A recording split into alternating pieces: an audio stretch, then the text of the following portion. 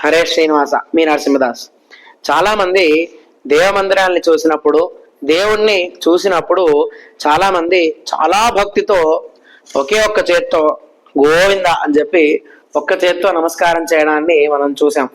అయితే అలాగా ఒకే ఒక్క చేత్తో నమస్కారం చేయడం అనేది సరి అయినది కాదు. ఎందుకంటే అక్కడ మనకి ఒక ప్రమాణం తెలియజేస్తారు. ఏంటంటే ఏకహస్త ప్రణామశ్చ ఏకాచైవ ప్రదక్షిణ అకార దర్శనం విష్ణోహో హంతి పుణ్యం పురాకృతం అని చెప్పి.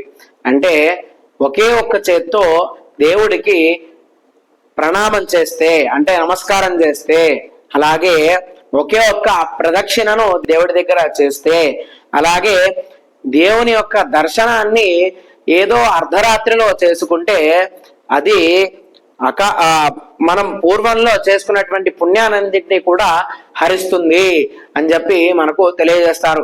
అలాగే ఏకేన పాణిన చైవ ప్రణమే దేవచ్యుతం తస్య దండ కరచ్ఛేద అని చెప్పి.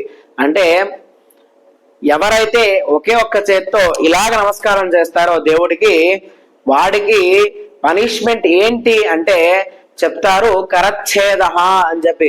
అంటే వాడి యొక్క చేతిని నరికి వేయడమే అది వాడి యొక్క పనిష్మెంట్ అని చెప్పి మనకి తెలియజేస్తారు. కావున ఎప్పుడూ కూడా ఒకే ఒక్క చేత్తో నమస్కారం చేయడం అనేది సరైనది కాదు. కావున రెండు చేతులతో ఇలాగా రెండు చేతులు జోడించి నమస్కారాన్ని చేయడం అనేది మేలు. హరే శ్రీనివాస.